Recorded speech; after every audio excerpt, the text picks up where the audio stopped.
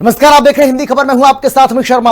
हरियाणा विधानसभा के मानसून सत्र के दौरान उस समय माहौल गर्मा गया जब विधायक कुलदीप वत्स की ओर से लगाए गए मारपीट और बदसलूकी के आरोपों पर मुख्यमंत्री नायब सिंह सैनी ने तीखा पलटवार किया। मुख्यमंत्री ने विपक्ष के आरोपों को खारिज करते हुए उल्टा कांग्रेस पर ही सदन का माहौल खराब करने और गुंडागर्दी करने का आरोप लगा दिया। एक रिपोर्ट आपको हम दिखाते, देखिए। हरियाणा विधानसभा के मानसून सत्र का आगाज। मुख्यमंत्री नायब सैनी ने किया विपक्ष पर प्रहार।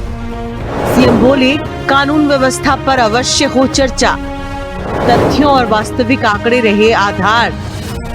हरियाणा विधानसभा के मानसून सत्र में कानून व्यवस्था को लेकर लाए गए ध्यानाकर्षण प्रस्ताव का जवाब देते हुए मुख्यमंत्री नायब सिंह सैनी ने विपक्ष पर तीखा हमला बोला। हालांकि मानसून सत्र का पहला दिन बेहद हंगामेदार रहा। एजेंडा फिक्स है इनका, एजेंडा फिक्स कर रखा, नहीं इनको बैठाओ। एजेंडा फिक्स है मान्य जी, ये बड़ी दुखदाई बात है, ये बड़ी दुखदाई बात है कि हमारे सीनियर नेता का काले कपड़े पहना दिए। आपकी उम्र नहीं है काले कपड़े पहनने की, आपका भी पहन दिए, ये दुर्भाग्यपूर्ण है। किसी ने मान्य जी इनको कुछ नहीं कहा, सम्मान पूर्वक इनको अंदर आने दिया। ये बिल्कुल एजेंडा फिट कर रखा झूठ का, ये झूठ बोलते हैं और आरोप लगाते हैं, ये इनका काम है और कोई काम नहीं है। मुख्यमंत्री ने कहा कि हरियाणा में कानून व्यवस्था पर चर्चा अवश्य होनी चाहिए, लेकिन ये चर्चा तथ्यों और वास्तविक आंकड़ों के आधार पर होनी चाहिए। उन्होंने आरोप लगाया कि विपक्ष किसी पीड़ित के आंसू पोंछने से पहले राजनीतिक अवसर तलाशने लगता है।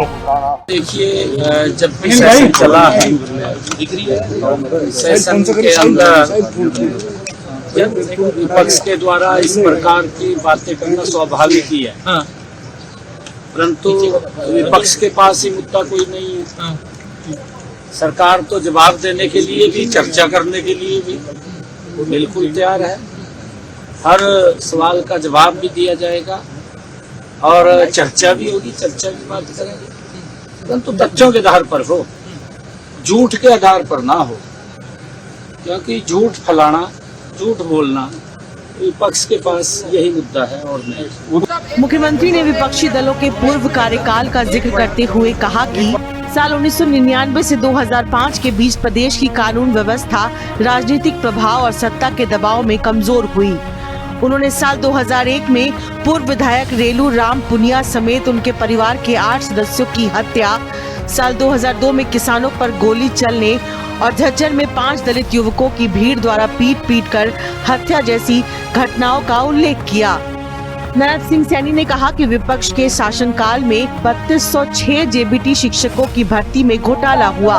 उन्होंने भगाना और मिर्चपुर की घटनाओं का भी जिक्र करते हुए दलितों पर हुए अत्याचारों को लेकर विपक्ष को घेरा।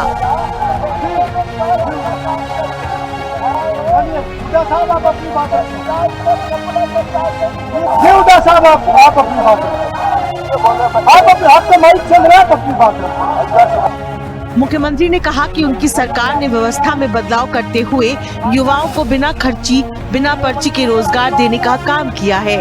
सरकार ने युवाओं का आत्मविश्वास बढ़ाया है और शासन व्यवस्था को पारदर्शी बनाने की दिशा में काम किया है।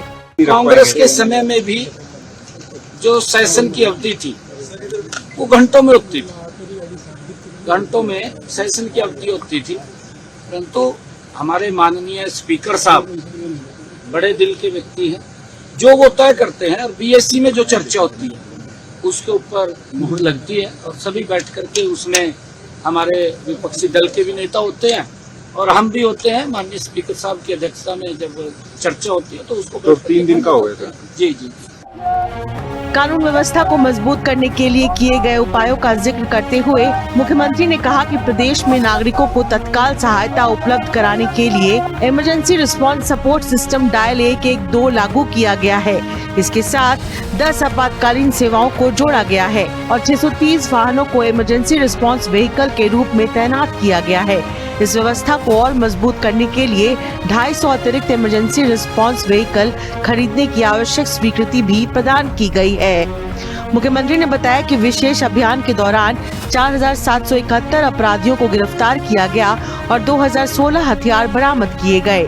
अभियान के दौरान 241 नए अपराधियों की हिस्ट्री शीट बनाई गई, जबकि 1406 अपराधियों की हिस्ट्री शीट अपडेट की गई।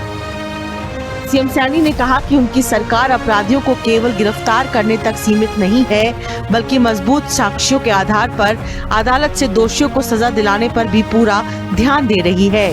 साथ ही जांच और अभियोजन की गुणवत्ता सुनिश्चित करने के लिए प्रत्येक मामले की अलग से समीक्षा की जा रही है। मुख्यमंत्री ने कहा कि 1 जुलाई 2024 से लागू 3 नए आपराधिक कानूनों को हरियाणा में पूरी गंभीरता के साथ लागू किया गया है। उन्होंने कहा कि सरकार की प्राथमिकता कानून का राज स्थापित करना, अपराधियों में भय पैदा करना और आम नागरिकों में सुरक्षा की भावना मजबूत करना है। स्पेशल रिपोर्ट, हिंदी खबर। और फिलहाल इतना ही, एक छोटे से ब्रेक के बाद फौरन लौट रहे हैं। आप देखते रहिए हिंदी खबर, क्योंकि हिंदी खबर पर खबरों का सिलसिला लगातार जारी है। जल्द लौट रहे हैं।